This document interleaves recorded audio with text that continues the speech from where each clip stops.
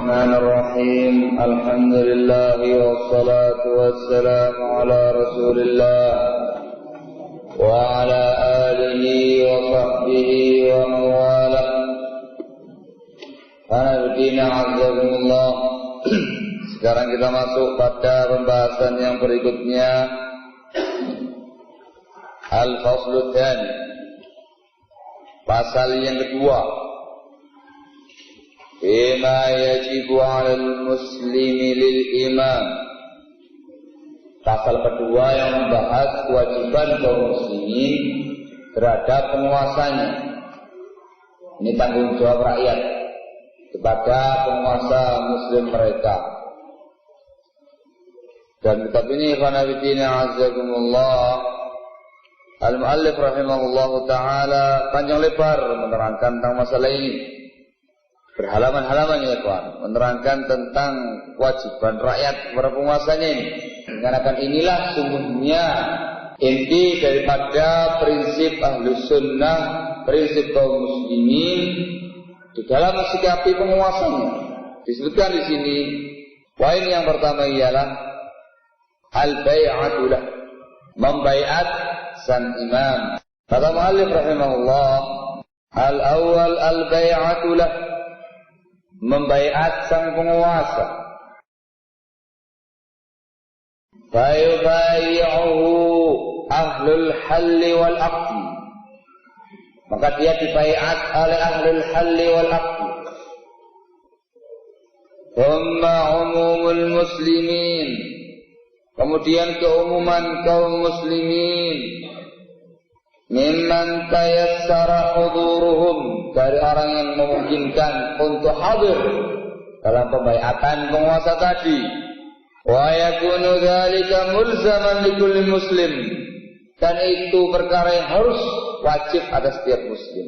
Wa makna baiat, dan makna baiat itu ialah al-ahdu 'ala ta'ah, al-ahdu 'ala ta'ah, janji setia untuk mentaati.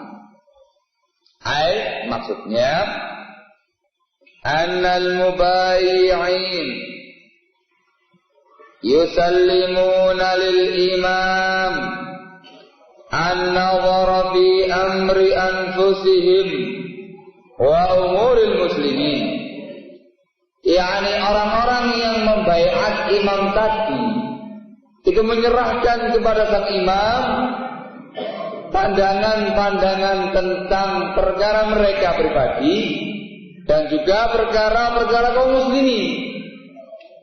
Dan setia untuk mendengar dan mentaati penguasa tadi dalam mengurusi urusan-urusan dia atau urusan-urusan kaum muslimin secara umum. La yunazi'unahu fi syai'in dzalik. Mereka kaum muslimin tidak boleh menghujat sedikit pun dari perkara tadi. Wa yuti'uhul jami', dan seluruhnya mentaati penguasa tadi. Fima yukallifuhum bih min amrin, mentaati penguasa tadi dalam perkara-perkara yang dibebankan oleh penguasa tadi kepada mereka, dalam semua perkara. Fil mansyati wal makrah, baik dalam keadaan semangat atau dalam keadaan tidak suka duka. Bisyarat, dengan syarat alla yakunal amru bima'siyatin lillah kama sayati. Dengan syarat perintah tadi itu bukan perintah untuk bermaksiat kepada Allah Subhanahu wa taala, sebagaimana yang akan menjelaskan.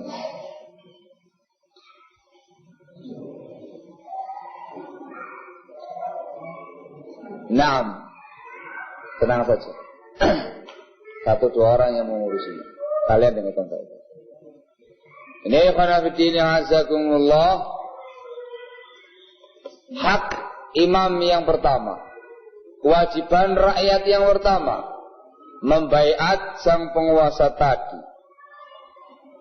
Diterangkan di sini sama mu'allif rahimahullah, yang namanya baiat itu ialah janji setia. janji setia kepada penguasa, mendengar dan mentaati semua perintah-perintah dari sang penguasa. Tidak boleh kita menghujat, tidak boleh kita menolak dalam keadaan kita suka, kita duka, lapang, susah. Dengan syarat itu semua tidak melanggar norma-norma agama, tidak mengandung kemaksiatan kepada Allah Subhanahu wa taala. Ini baiat ya, Pak. Maka pembahasan yang pertama di sini ialah dalil yang menunjukkan wajibnya baiat kepada imam.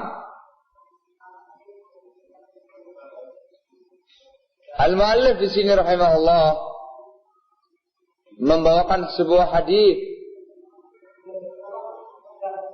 yang datang dari sahabat Abdullah bin Umar radhiyallahu taala anhuma, bahwasanya Rasulullah sallallahu alaihi wa ala alihi wasallam bersabda,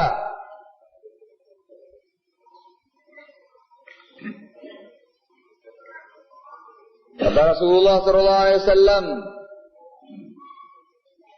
man mata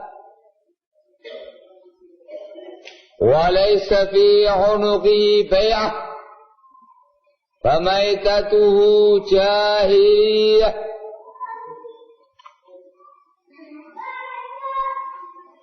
Barang siapa yang mati,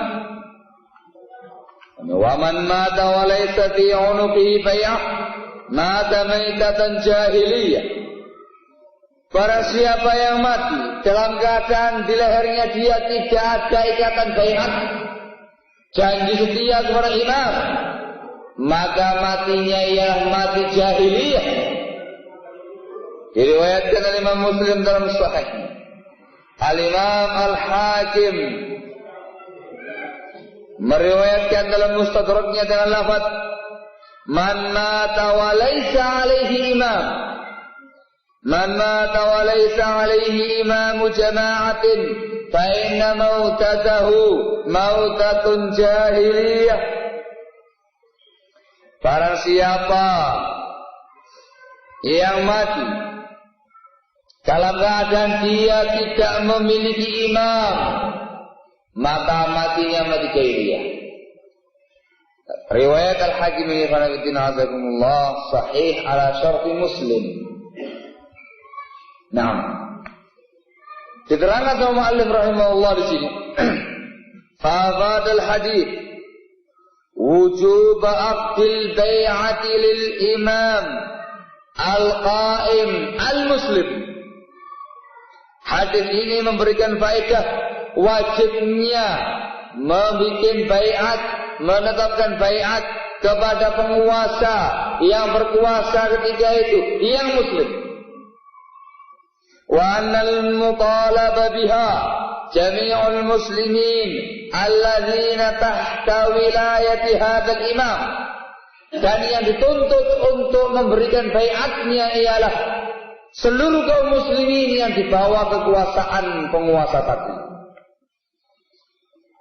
Wa bayyana al-'uqubata al-murattabah ala 'adami wujudil bai'ati fi 'unuqil muslim.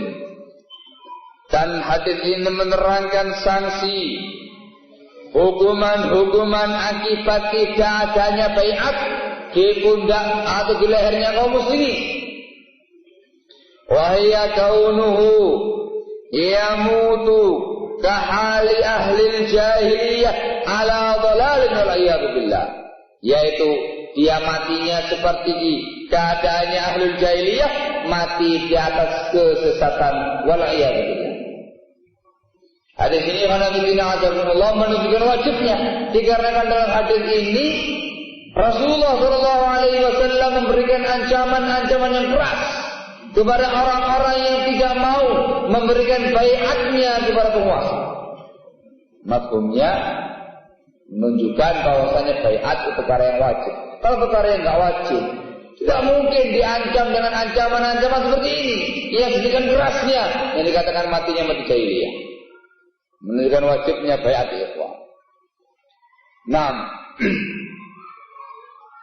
Juga disebutkan dalam riwayat lain dari hadis Abu Hurairah radhiyallahu taala anhu,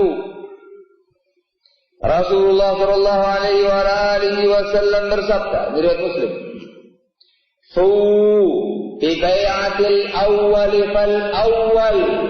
Ketika belum menerangkan bagaimana yang terjadi sebelumnya, ketika kondisinya banyak para khalifah, beliau mengatakan kepada kaum muslimin, "Fu." Fu itu menggunakan fi'il amr ya. Wafa yabi wifayatan. Fi. Fu itu mengandung jamak, pengertian jamak. Tunaikanlah oleh kalian wahai kaum muslimin baiat imam yang pertama, kemudian selanjutnya. Ini perintah dari Rasulullah SAW dan perintah itu hukum asalnya ialah wajib. 6. Hadis Abu Hurairah riwayat Muslim menunjukkan kewajiban membaiat penguasa. 6.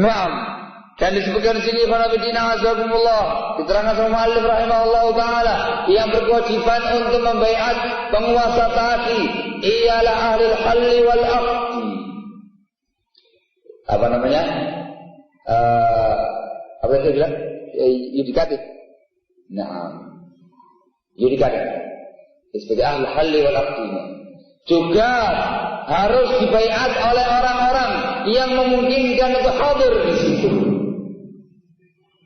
Kalau yang hadir di situ ialah MPR yang berkewajiban untuk membaiat penguasa tadi.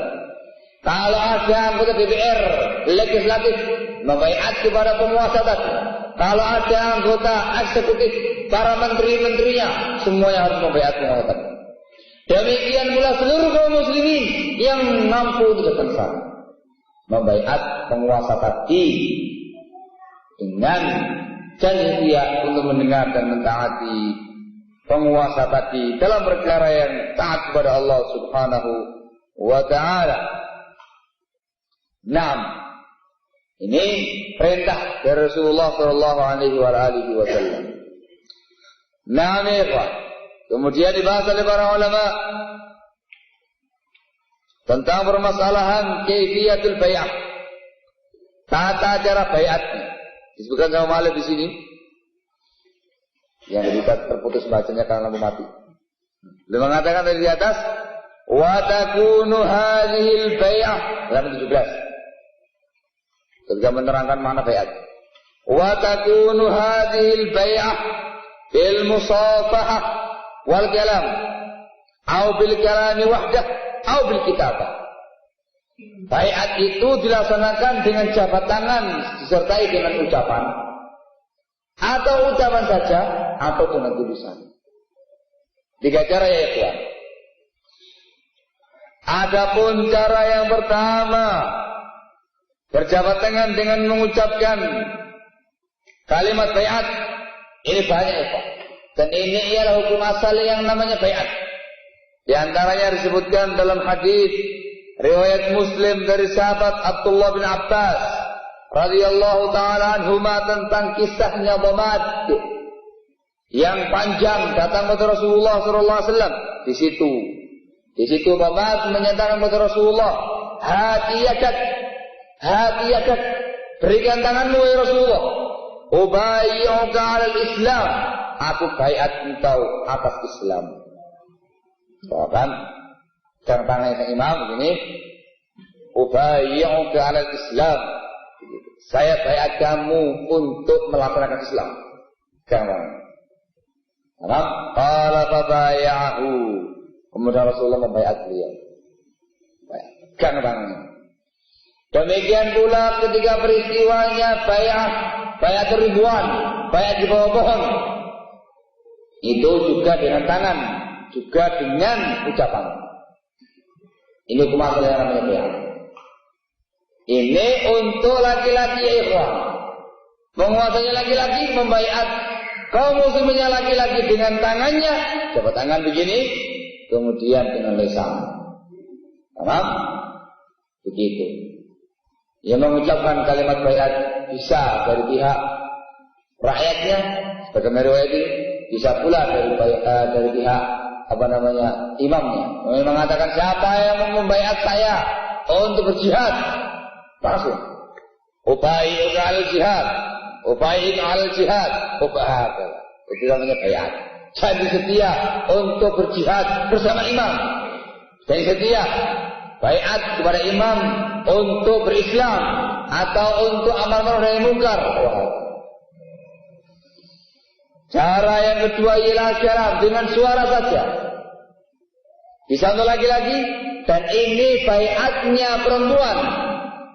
Pihak nisa itu menggunakan dengan lisan. Disebutkan dalam sebuah hadis dari sahabiyah yang bernama Umaymah bintu Ruqayyah. Insyaallah nama-nama indah. Iya, siap-siap yang punya anak. Umaymah bintu Ruqayyah.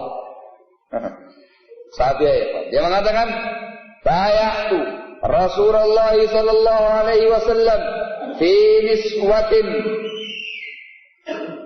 Saya pernah membayat Rasulullah sallallahu alaihi wasallam dalam serombongan kaum wanita. Faqala lana, maka Rasulullah pernah berkata kepada kami ketika itu, "Fima stata'tunna wa ataqtunna," dalam perkara yang kalian mampu ya kaum wanita. Maka saya katakan katanya Umaymah tadi, "Ya Rasulullah, bayi'na," yakni safihna. Wahai Rasulullah, jabat tangan kami untuk bayat. Permintaannya para sahabat. Apa kata Rasulullah? Innama qawli limi'ati imra'atin qawli limra'atin wahidah. Ucapan saya untuk 100 wanita sama seperti ucapan saya dengan satu orang. Artinya apa? Cukup saya membaiat kalian dengan satu ucapan. Saya baiat kalian untuk berislam semua kalian. Cukup. Walaupun yang kumpul itu ya 1000 wanita, cukup dengan itu semuanya. Ini hadis diriwayatkan oleh Imam At-Tirmidzi yang lainnya dengan sanad yang sahih. Umaymah bintu Ruqayyah termasuk sahabat yang membaiat Rasulullah SAW. Umaymah Ruqayyah. Tulis baik-baik nama sahabat. Nah, yang lebih sharih lagi dari hadis Aisyah radhiyallahu taala anha, dia mengatakan, "Kana Nabi sallallahu alaihi wa alihi wasallam yubayyi'un nisa bil kalam." Di hadhihi ayat. Ini ayat Al-Mumtahinah, satu ayat terakhir, satu ayat sebelum yang terakhir. Rasulullah sallallahu alaihi wasallam itu kebiasaannya membaiat kaum wanita dengan ucapan saja. Dibawakan ayat ini, Al-Mumtahinah ayat yang yang ke-12. Katanya Aisyah, "Wa ma massat yadu Rasulillah sallallahu alaihi wasallam yadam ra'atin illa ra'atan yamlikuha." Rasulullah sallallahu alaihi wasallam tangan beliau tidak pernah menyentuh tangan seorang wanita. Siapapun dia, kecuali wanita yang dia miliki, istrinya atau hamba sahayanya. Begitu ya. Sehingga sang penguasa tadi itu bisa saja kemudian dia mengumpulkan seluruh wanita. Boleh hijab 1000, 2000, sejuta wanita kumpul begitu, dibaiat sama penguasanya.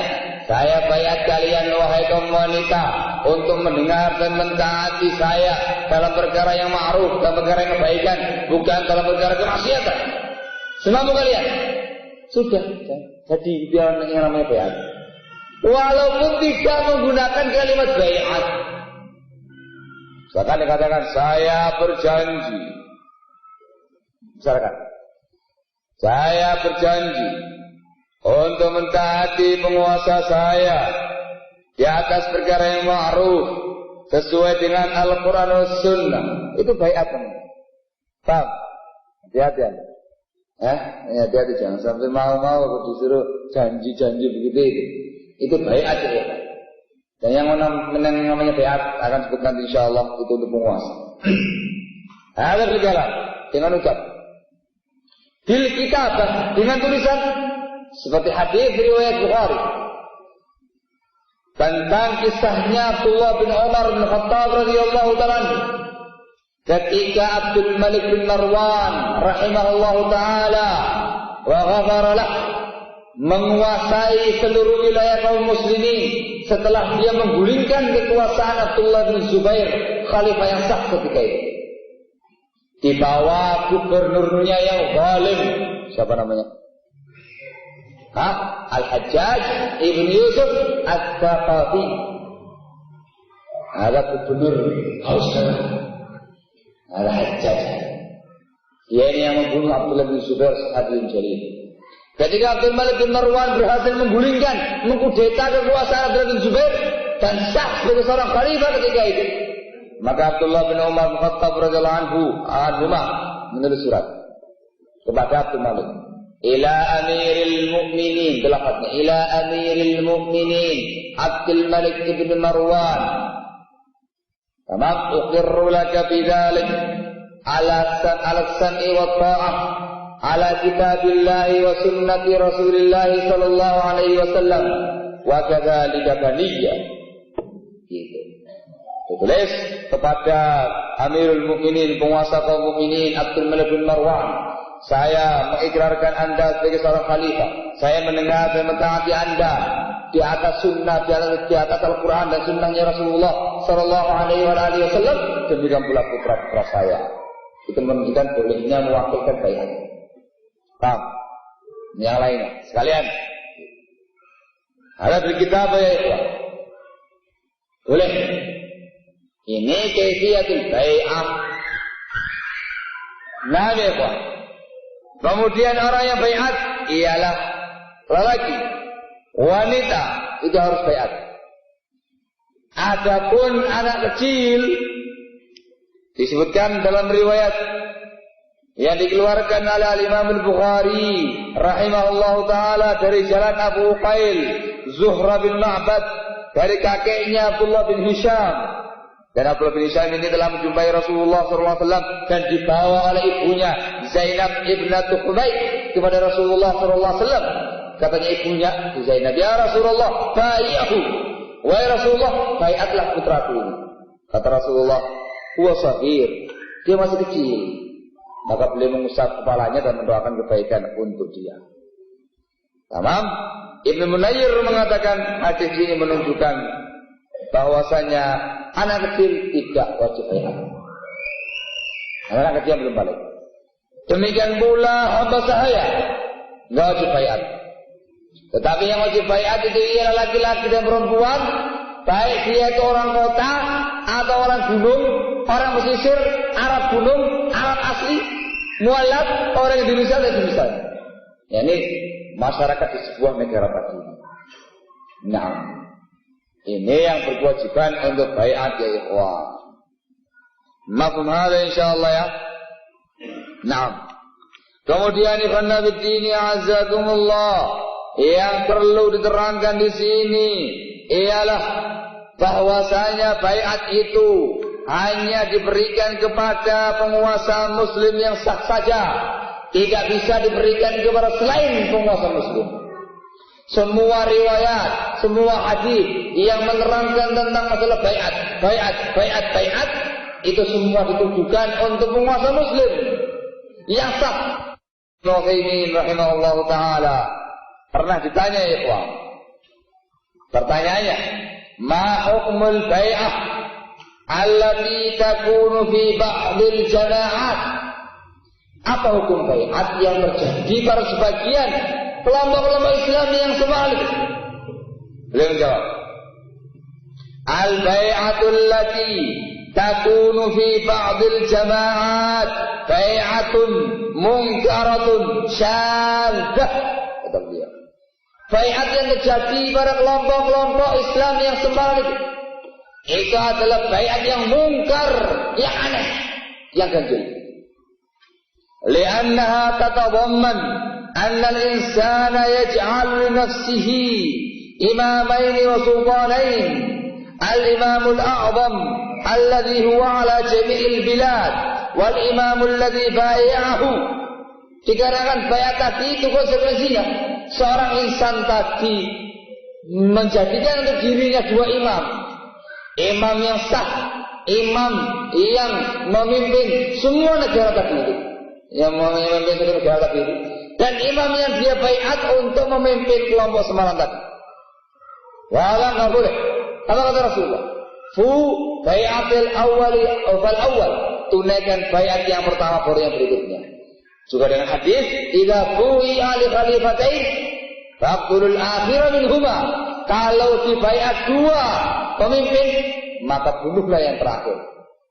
Ini bila tidak bisa disekolahkan lagi, dikarantinakan lagi, diurusi lagi, kecuali dengan syarat sembelih yang nyembelih itu adalah penguasa juga. Penguasa yang pertama tadi diizinkan untuk membunuh yang kedua tadi. Ya boleh. Juga kata beliau, wa tufdi aidan ila syarril khuruj ala al-a'immah alladhi yahsulu bihi min safki ittima' wa itlafil amwal ma la ya'lamuhu illallah.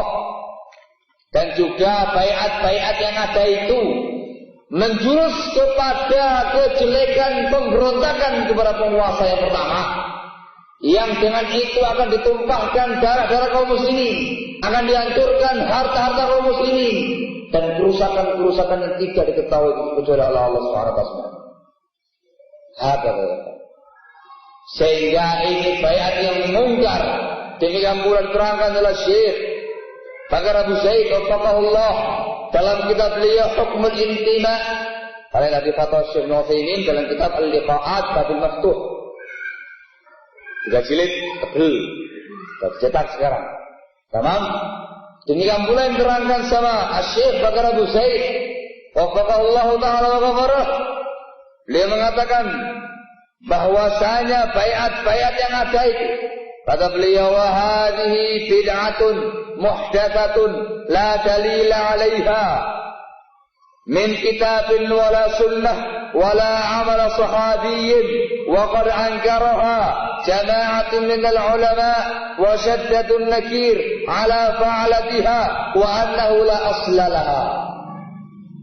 Kata beliau, bayat-bayat yang ada pada kelompok-kelompok sembarang Islam itu adalah bid'ah yang baru, tidak ada dalilnya, tidak ada dalil dalam Al-Quran atau sunnah atau amalan sahabat, bahkan diingkari oleh sekian banyak para sahabat, dan mereka sangat keras mengingkarinya dan menyatakan tidak ada asalnya sama sekali.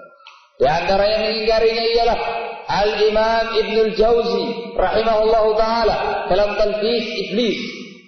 Al-Imam Al-Syatibi rahimahullah dalam kitab beliau Al-I'tisam. Syekhul Islam Ibnu Taimiyah rahimahullah dalam kitab beliau Majmu' al-Fatawa. Dan juga dari Syekh Nu'thaimin dan juga Syekh Abu Zaid, dan itulah ucapannya para ulama al-asr. Mereka semua mengingkari bayat yang ada sekarang ini. Dan yang paling awal, sejarah paling awal pengingkaran yang namanya bai'at terjadi di zamannya tabi'in, di zamannya Mutarrif bin Abdullah bin Sakhir radhiyallahu taala, beliau seorang tabi'i kabir, Mutarrif bin Abdullah bin Sakhir. Disebutkan dalam terjemah beliau dari kitab Siyar A'lamin Nubala Al-Imam Zahabi. Dikatakan Mutarrif bin Abdullah bin Sakhir, kata beliau, saya biasa datang di majelisnya Yazid ibnu Sauhan. Dikarenakan Yazid ini katanya biasa memberikan pengarahan-pengarahannya baik, mengandung kalimat-kalimat hikmah. Maka saya datang ke situ. Ketika itu masih muda, Mutarrifnya. Suatu hari saya datang ke majelisnya Yazid. Ternyata di situ dia dan beberapa ahli majelisnya sudah menyusun kalimat-kalimat yang ditulis di sebuah kertas. Apa isinya? Isinya ialah Allahu Rabbuna wa Muhammadun Nabiyuna wal Qur'anu imamuna man kana ma'ana falahu kadza wa kadza wa man kana alaina fakana kadza wa kadza. Isinya itu ialah saya setia mengucapkan Allah Tuhan kami, Muhammad Nabi kami, Al-Quran Imam kami, kitab suci kami, para siapa yang bersama kami, maka kami cintai, kami demikian, dan para siapa yang bersama kami, maka kami musuhi, demikian. InsyaAllah. Kemudian surat tadi disodorkan kepada masing-masing ahli majlis. Ya rajul, Apa kamu mengikrarkan ini? Iya, saya ikrarkan. Saya mengikrarkan isi terus satu-satu. Yang mengikrarkan demikian itu ialah anak buahnya Yazid. Wa Yazid bin Sulhan duduk santai, karena dia yang sebagai orang yang semut baiat. Sampai gilirannya disodorkan kepada Mutarrif bin Abdullah bin Sukhir rahimahullah. Ya gulam, masih kecil. Atuqirru bihadza? Apakah kamu mengikrarkan yang satu ini? Apa kata dia? Qala la. Langsung diingkar sama dia. Tidak mau. Wah, ini langsung panas. Kayak membawa kertas baiat tadi. Katanya Yazid, tenang. Jangan buru-buru. Hanya Yazid sendiri yang kemudian ngomong. Maka taqulu ya gulam? Kamu ngomong apa tadi ya gulam? Dia mengatakan, saya tidak mau mengikrarkan. Dia mengatakan Allah subhanahu wa ta'ala telah mengambil perjanjian pada saya dan pada setiap umat manusia. Iya, perjanjiannya Allah ambil ketika anda masih di alam arwah. Alastu bi rabbikum? Qalu bala. Nah, ini perjanjian dari Allah subhanahu wa ta'ala. Maka saya tidak akan membuat perjanjian baru selain itu. Mendengar keterangan demikian langsung bubar. Bubar kabeh. Bubar kabeh. Barji kabeh katanya Pak Haji. Bubar kabeh. Akhirnya semua yang tadinya itu mengikrarkan isi perjanjiannya langsung bawa semua. Ya, saya juga nggak mau. Semua nggak jadi, akhirnya bubar urusannya. Kurang sebagainya. Ini secara awal munculnya baiat yang bid'ah. Dan awal mula diingkari oleh para ulama kita secara langsung. Mutarrif bin Abdullah bin Sukhir rahimahullah ta'ala. Dan diterangkan oleh para ulama ya ikhwan, bahwasanya asal muasal yang namanya baiat bid'ah ini tadi, itu sesungguhnya munculnya dari kalangan sufiyah. Di kalangan mereka biasa dikenal dengan ahlul tariqah, mitsaqut tariqah, akhdul masyayikh, ila akhirih. Janji setia murid dengan syekh, murid dengan guru, murid dengan syekh, ila akhirih. Nah, yang kemudian merembet, akhirnya mengenai beberapa kelompok sempalan kaum muslimin. Di antara kelompok sempalan yang mengadakan baiat LDI yang dulu disebut dengan Lentari. Kemudian Ikhwanul Muslimin. Ingat saya, orang yang baru masuk akan mengingkarinya. Saya udah tahun 2 tahun itu enggak ada baiat. Baiatnya enggak langsung. Jadi kalau sudah Anda itu loyalnya tinggi dengan dia, baru ada yang namanya baiat. Iya, baiat. Ada. Kalau masih cukup belum baiat, enggak sembarangan. Ada. Yang 11. Mereka-mereka ini yang berupaya untuk mendirikan khilafah Islamiyah, Hizbut Tahrir. Mereka ini yang paling kencang itu yang 11. Harus baiat. Kalau enggak mati jahiliyah. Demi kembali jahiliyah. Harus baiat. Kalau enggak mati jahiliyah. Iya kan, mati jahiliyah kabeh kan. Apa enggak ada baiat apa dia? Ada. Dan masih banyak lagi yang lain. Jamaah tabligh. Nah iya, jamaah kompor buat selimut ada. Yang sana kemari bawa kompor sama selimut berusi masjidnya orang itu. Itu khanabuddina azakumullah membaiat para pemeluknya, para pengikutnya di atas 3 tarekat sufiyah. Naqsabandiyah, Sahrawardiyah, Chistiyah. Hal tabriyah. Baiat ya. Tabriyah dan new sufiyah. Sufiyah kayak apa? SGD. Sekian ya baru. Nah. Maka ikhwan fillah azakumullah. Yuk, jalan. Ya benar. Oh, setuju. Jalan. Hah? Allah musta'an. Lagi asik-asik masalah bai'at. Hah? Alimul khulasa ya ikhwan. Yang namanya bai'at dalam Islam itu cuma satu. Ingat-ingat baik. Cuma satu dan diberikan kepada penguasa kaum muslimin saja. Baik penguasa masing-masing negara ataupun penguasa seluruh dunia kalau ada. Maka di Indonesia ini bai'at yang syar'iyah, bai'at yang ada itu hanya diberikan kepada presiden mereka, Bapak Susilo Bambang Yudhoyono saja. Nggak ada lagi yang lainnya. Tidak untuk menterinya, tidak untuk gubernurnya, tidak untuk wali kotanya, yang lain. Hanya untuk Bapak presidennya saja. Kalau sekarang presidennya SBY, Bapak Susilo Bambang Yudhoyono, maka bai'atnya hanya kepada beliau saja.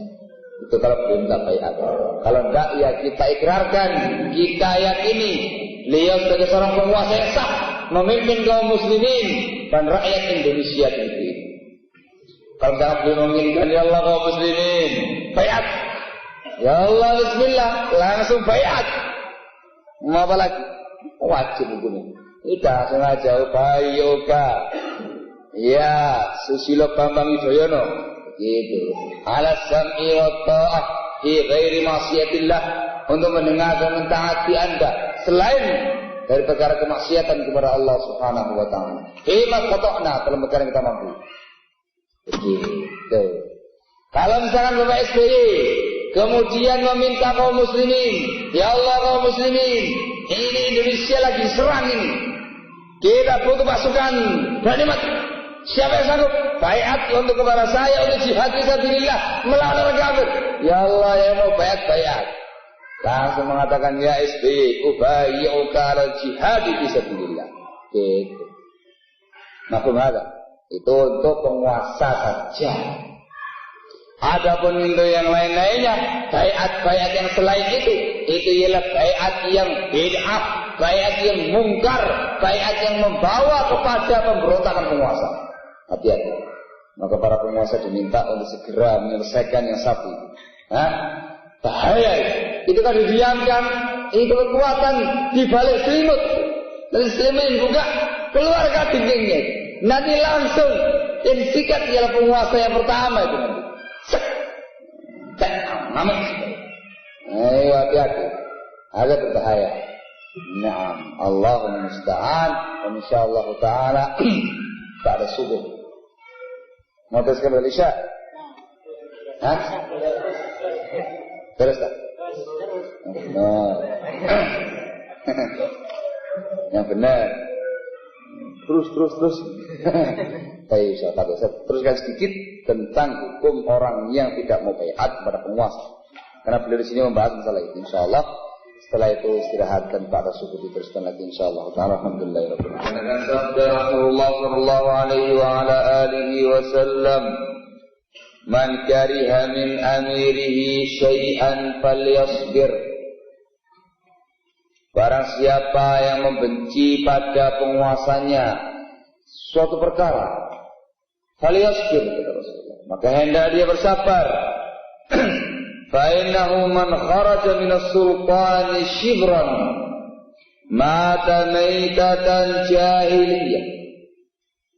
Karena barang siapa yang keluar dari penguasa, tidak mau mentaati penguasa, satu hasta saja. Ini apa namanya? Sejengkal saja.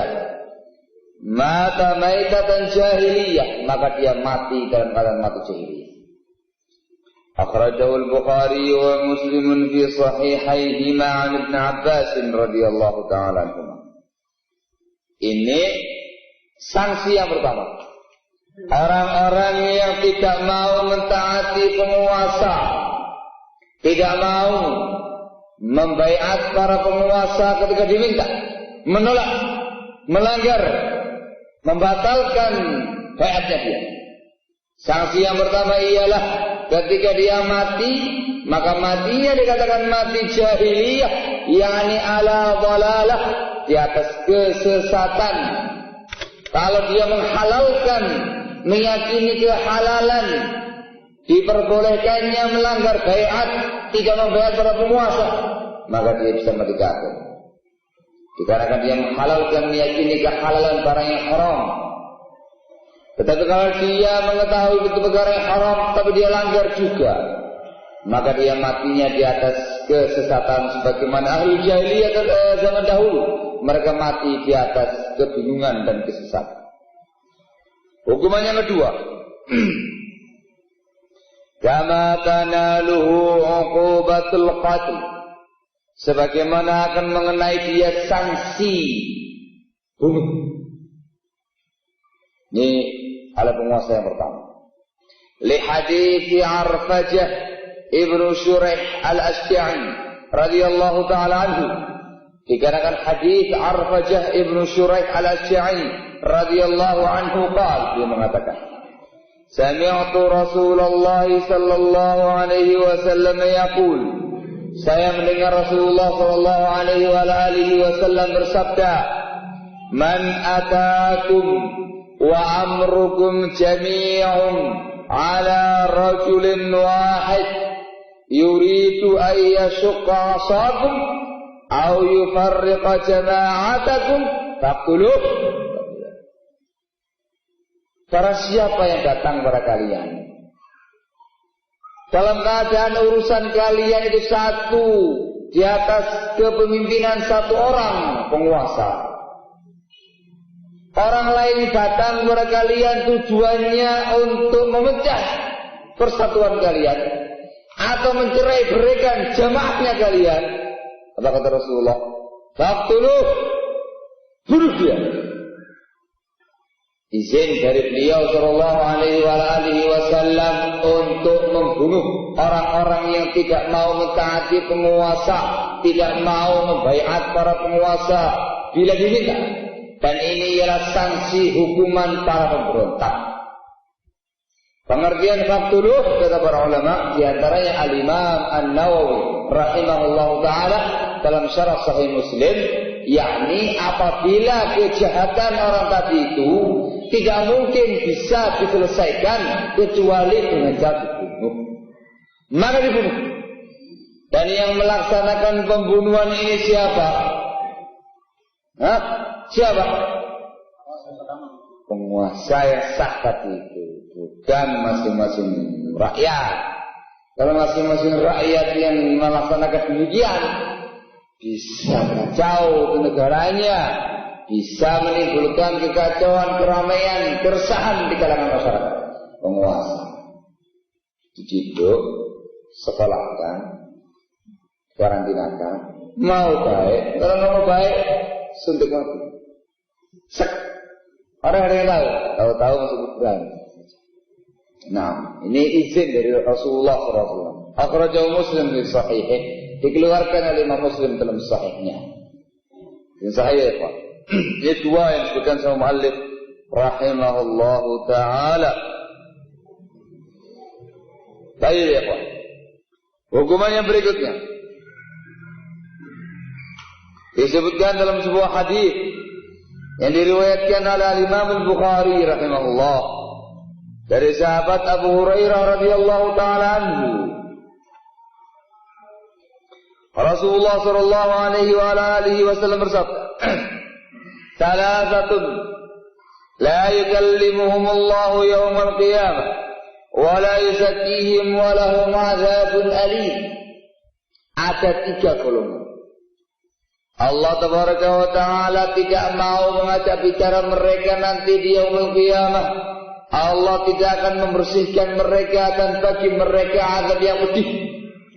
Tiga golongan ya. Yang pertama, rajulun ala fadli ma'in bittariqa yamna'u minhu ibn sabil.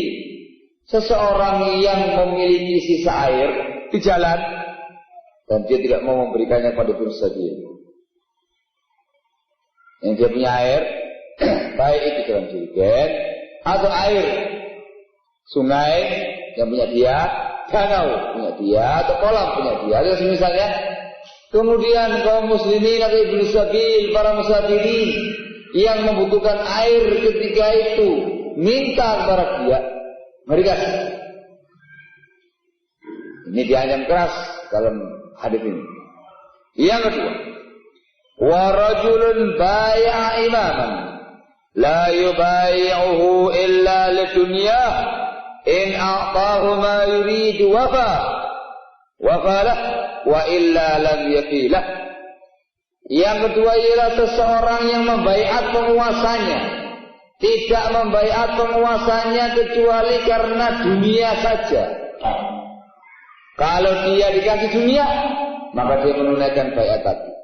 Kalau nggak dikasih dunia, tidak mau dikasih baiat tadi. Menunaikan sama dia. Ini juga diancam keras. Ini yang dimaksud di sini. Orang-orang yang tidak mau menunaikan baiat kepada penguasa diancam dengan 3 ancaman. Tidak akan diajak bicara oleh Allah. Yang kedua, tidak akan dibersihkan oleh Allah. Yang ketiga, dia mendapatkan azab yang sangat pedih nanti dia menghiyang. Golongan yang ketiga ya, wa rajulun bai'a rajulan bi sil'atin ba'da al-'asr fa halafa billah laqad u'tiya biha kada wa kada fasaddaqahu fa akhadhaha falam yu'ta biha. Yang ketiga ya, seseorang yang menjual barangnya kepada orang lain, kemudian dia bersumpah, ini batal asal. Kemudian dia bersumpah, sungguh demi Allah saya baru ngambil barang ini hari ini, baru kemarin. Ini masih baru barangnya, gratis. Padahal dia itu ngambilnya sudah sebulan yang lalu, sudah setahun yang lalu. Maka kemudian dipercayai sama pembelinya, akhirnya dibeli.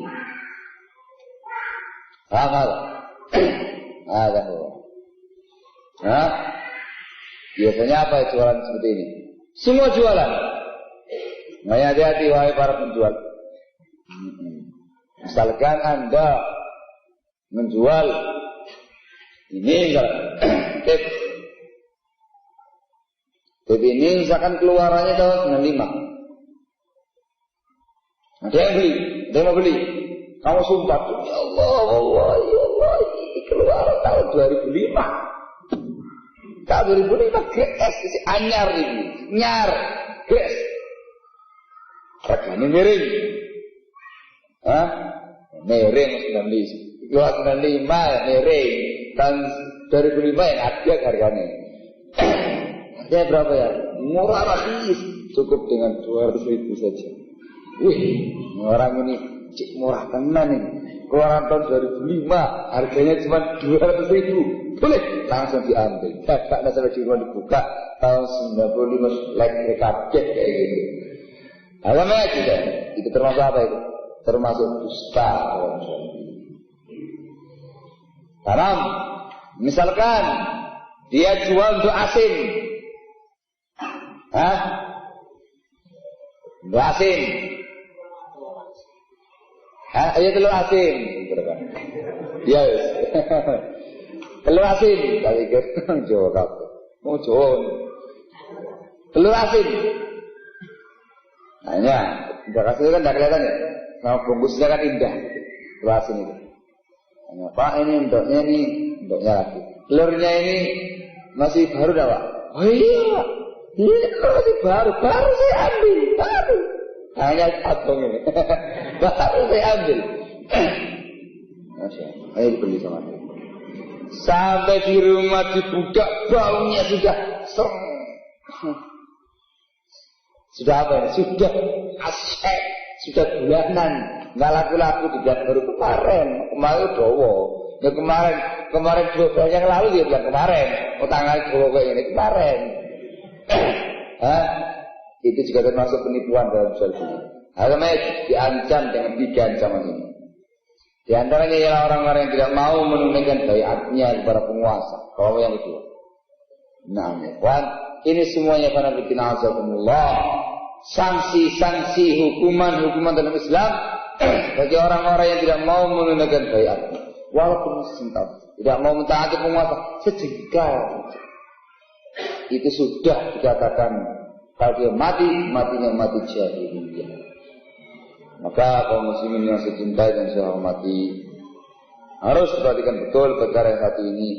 Ini adalah perkara prinsip yang disampaikan oleh Rasulullah Shallallahu Alaihi Wasallam kepada umatnya. Sabda beliau yang kita baca Bukhari Muslim adalah riwayat sahihah dari Rasulullah Shallallahu Alaihi Wasallam yang menerangkan kepada kita tentang keharusan seorang rakyat untuk mentaati penguasanya, janji setia untuk mendengar dan mentaati penguasanya dalam perkara yang baik, perkara yang ma'ruf. Tidak ada unsur kemaksiatan kepada Allah Subhanahu wa taala sama sekali. Sehingga ini semua karena Allah kaum muslimin yang saya hormati, ini semuanya kita lakukan bukan atas dasar kepentingan tertentu. Bukan kita sedang kampanye tim suksesnya Pak SBY. Lah, bukannya. Ini adalah Islam. Ini adalah perkara agama, prinsip agama yang diajarkan Rasulullah kepada kita. Kita yakini, kita amalkan, dan kita jelaskan kepada masyarakat dalam kehidupan sehari-hari. Sehingga mereka menjadi masyarakat yang baik dalam berbangsa dan bernegara. Masyarakat yang tahu tugas mereka menunaikan hak-hak penguasa. Di antaranya dengan cara membayar penguasa, janji setia untuk mendengar tentang hati mereka dalam perkara yang tidak bermaksiat kepada Allah Subhanahu wa taala. Kita berbuat demikian dengan harapan mendapatkan pahala dari Allah Subhanahu wa taala, mendapatkan pahala dari Allah, melaksanakan perintah Allah, perintahnya Rasulnya sallallahu alaihi wasallam, bukan untuk urusan politik tertentu atau urusan kepentingan pribadi tertentu yang lain. Lah, hanya lillah wa fillah, itu semua dalam rangka untuk taat Allah dan Rasulnya sallallahu alaihi wasallam. Nah, ya Pak. Atau yang setelahnya asam wa ta'ah fi ghairi ma'siyatillah. Tak tersebut insyaallah. Yang punya pertanyaan apa? Ada setengah jam. Yang telah kita bahas tadi. Masalah baiat. Misalnya katakan baiat itu bisa gimana? Atau langsung pindah gitu aja. Apakah dengan sanksi yang tadi itu? Iya. Dari saya terangkan, setelah saya bawakan keterangan dari para ulama tadi.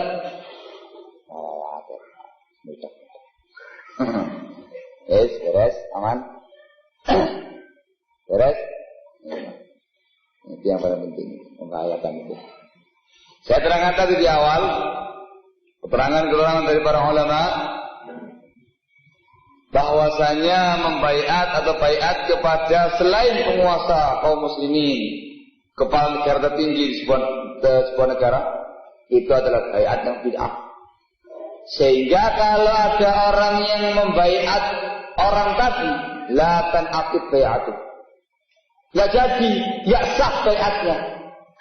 Sehingga kalau orang tadi tahu penyimpangan kelompok sembalan tadi, kemudian dia keluar dari situ dan dia batalkan baiatnya, maka dia mendapatkan insyaallah, kalau dia tinggalkan billah karena Allah Subhanahu wa taala, mendapatkan pahala dari Allah Subhanahu wa taala, bukan malah mendapatkan sanksi yang disebutkan tadi dalam hadis.